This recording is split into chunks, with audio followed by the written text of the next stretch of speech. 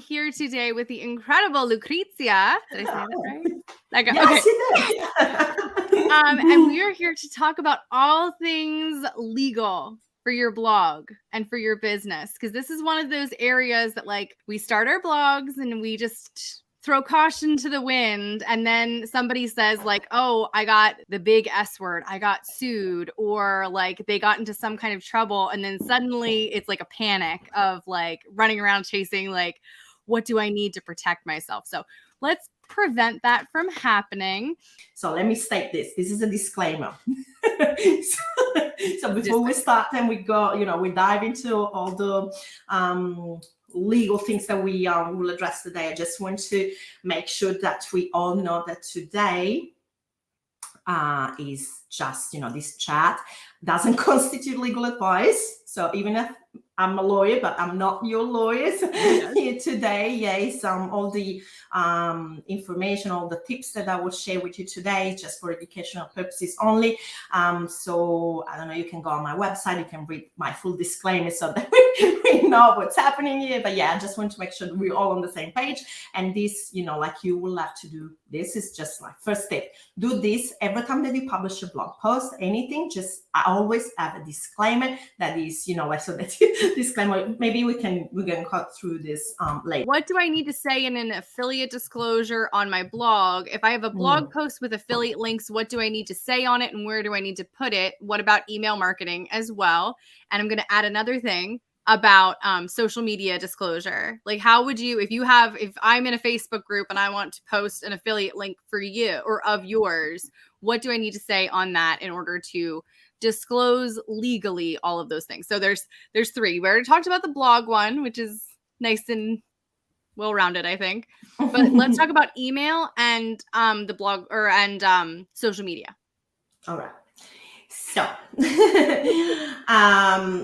I probably didn't say this earlier because we weren't going through too technical, too specific when I was mentioning the must-have. So the Fair Trade Commission regulations says that your affiliate disclosure needs to be clear and conspicuous. Basically, it means that you need to use plain and unambiguous language to make the disclosure understandable to anyone, So basically, anyone that they don't need to have like an affiliate marketing training. They need to be able to understand what you're talking about. So basically, you can't say, oh, this is an affiliate link, and that's it. Because people say, interesting. What does that mean? So anyone should be able to understand what your disclosure means, even if they're not familiar with how affiliate marketing works.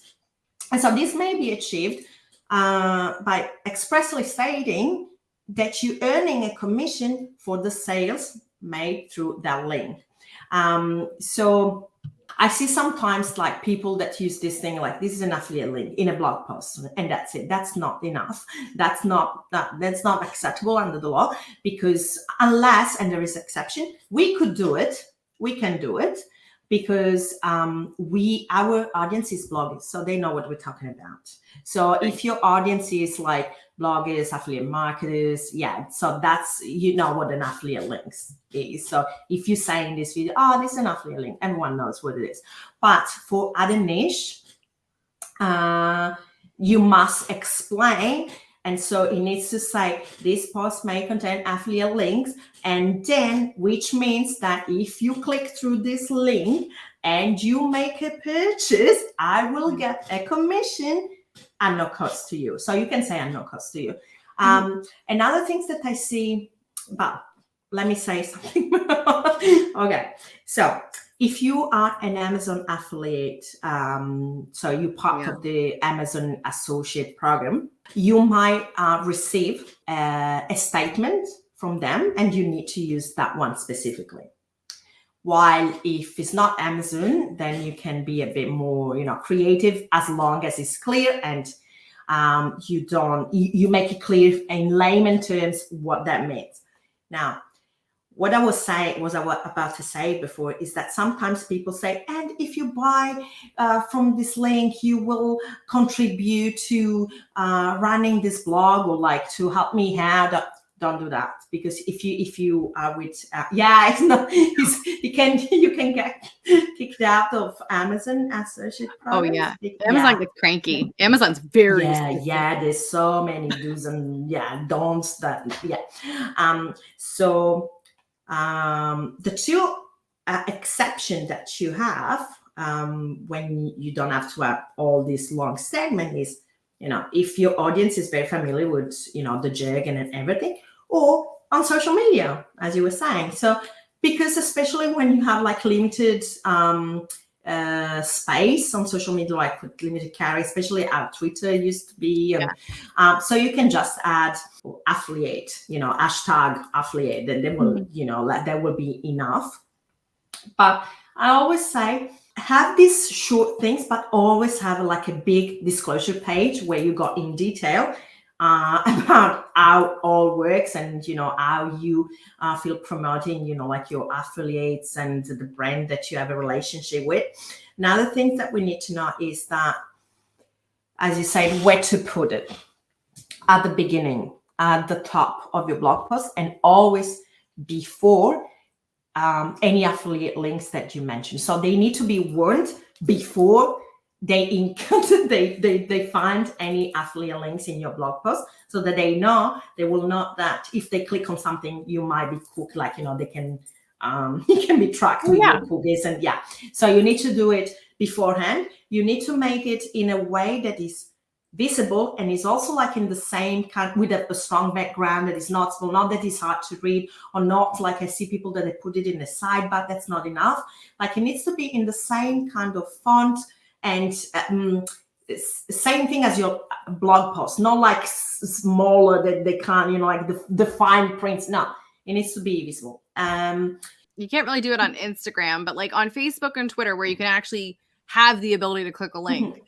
Doing AF or affiliate is enough. Okay, so I do, because, for example, in my Facebook group, it's blogging for new blogs. They all know what is affiliate. So I do AF. Is enough. By law, you can just say affiliate links on social media. They don't require you to have the full disclosure. But the more the better. Like, the more transparent you are with your audience, the better. Like, the thing that I always say about, I see many people that in my niche, they use scare tactics, for like about that's not my thing, because actually the legal side of blogging or your business or anything is actually something beneficial for yourself, like to yourself. So there are so many benefits, and one of if having all these disclosures in place, yes, they will meet legal requirements, so it's less likely they will get in trouble. You won't get fined, all of that. Also, they will build trust with your audience, and people that trust you will buy more from you. So, also you will build trust with Google. Google will, help ranking, and it's also like you will be accepted into affiliate programs, because I was saying, like with Amazon, but many other affiliate programs, if you're not compliant with legislation and regulation, they won't accept you. Or even if you get accepted, you can get kicked out. As soon as they find out that you don't have the right disclosure in place, they can just, under their terms of service, they can say, bye-bye, you're out. So, like, it's all in your interest to actually comply with legal requirements, and they protect yourself and they protect your users. So what's better than that? Exactly. For email marketing, speaking of Amazon affiliate associates, don't use affiliate links in your emails. It needs to always be in a public place, or a website. So if you want to do just link to your blog post, but if it's a normal affiliate, always put disclosures in your emails as well. With emails, a bit different, because like, it's weird to start an email. Hi, Caroline. Yeah.